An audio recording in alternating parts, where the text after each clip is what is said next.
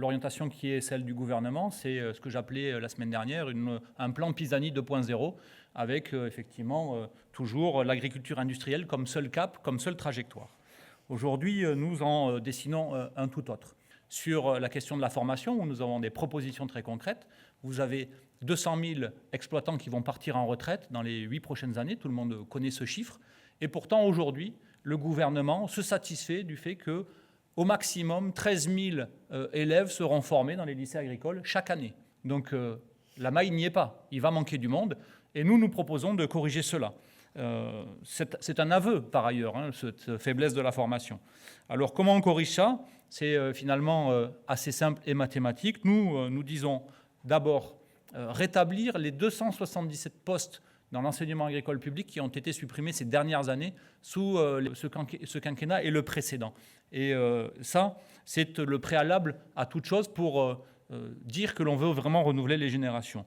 Et puis, c'est quand l'on veut réinstaller des agriculteurs pour mener un modèle vertueux que mes collègues vous ont décrit, ça veut dire aussi créer 263 classes en lycée agricole public pour former nos futurs agriculteurs et agricultrices.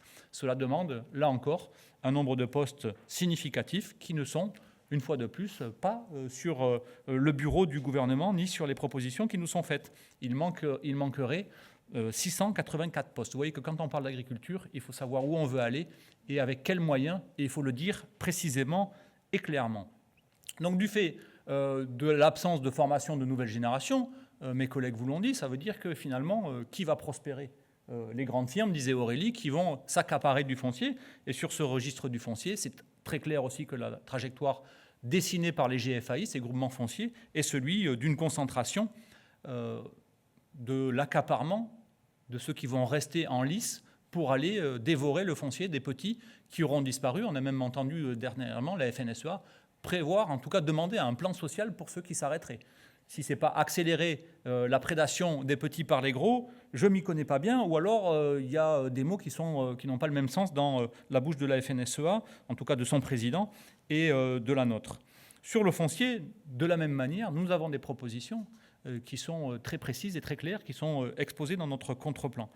D'abord, c'est la priorité à l'installation, justement pour contrer ce que je viens de vous dire, cette prédation du foncier par ceux qui en ont déjà beaucoup. Donc, priorité à ceux qui sont porteurs de projets pour qu'ils s'installent. Priorité aussi aux projets qui ont des vertus environnementales, donc ceux qui sont sous label bio, par exemple.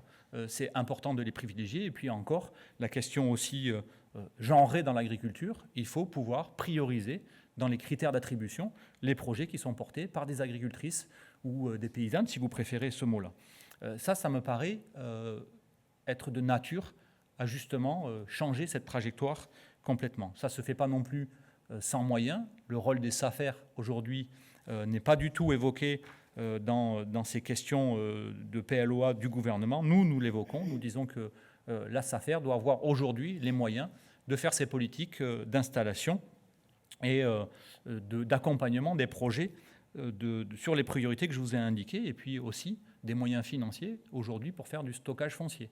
C'est des choses qui aujourd'hui, je vois par exemple dans ma région où il y a une forte déprise viticole, ça serait quand même très utile que les SAFER aient les moyens financiers de pouvoir stocker du foncier quand un viticulteur s'arrête, pour pouvoir attendre, si ça n'est pas le cas dans l'immédiat, qu'un porteur de projet puisse se mettre en face de ce foncier disponible. Ça, c'est pour les questions formation et foncier.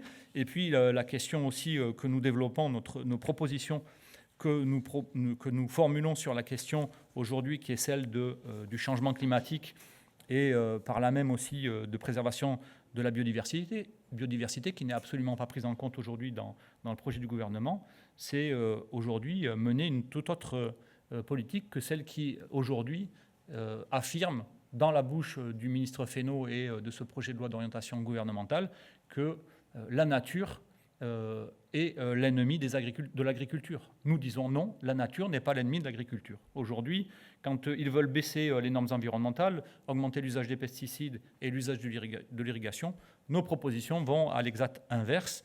C'est avoir aujourd'hui une agriculture qui soit remise dans les limites planétaires. Sinon, effectivement, c'est la mort de l'agriculture, des agriculteurs et de nous tous. Donc, financer les mesures agroécologiques aujourd'hui de manière plus importante. taxer, par exemple, aussi tous ces intrants chimiques.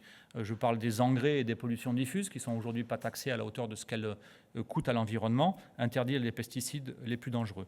Sur l'eau et la garantie du droit à l'eau, c'est aujourd'hui un moratoire sur les méga-bassines et puis un fonds de paiement pour services environnementaux que j'avais déjà proposé lors du mandat précédent dans mon travail sur ces questions d'eau, qui, en plus d'être vertueuse environnementale, est aussi un surplus de revenus apporté aux agriculteurs sur le paiement de services environnementaux. Enfin, sur la transition écologique, et pour conclure, c'est interdire les fermes-usines pour déspécialiser les territoires agricoles, mais je pense aussi à l'aquaculture, puisque ces projets-là sont aujourd'hui aussi dans les tuyaux. Et donc, interdire toutes ces fermes-usines, qu'elles soient agricoles ou aquacoles, pour aller vers de l'association polyculture-élevage et un peu plus d'autonomie au sein des exploitations. Et enfin, la diversification des cultures et notamment des sources de protéines végétales, mais pas seulement pour le retour, j'allais dire, à l'élevage herbagé, pour la question de la polyculture-élevage et pour la question de l'élevage lui-même, mais les protéines végétales aussi, c'est des protéines que nous autres humains, consommons. Et aujourd'hui, on voit qu'on a un gros déficit puisque la majorité, quasi même, par exemple, des lentilles, aujourd'hui, que nous mangeons dans le pays, proviennent du Canada. Et ça, c'est un problème. Il y a des filières aussi qui sont à remettre sur pied au niveau des protéines végétales. Voilà, je vais m'en arrêter là, parce qu'on aura encore beaucoup de choses à vous dire. Et le contre-projet que nous vous présentons est très riche. Je vous invite toutes et tous à en prendre connaissance. Et je laisse enfin la conclusion à Manon pour vous parler de notre prochaine assemblée paysanne qui sera organisée ici à l'Assemblée nationale.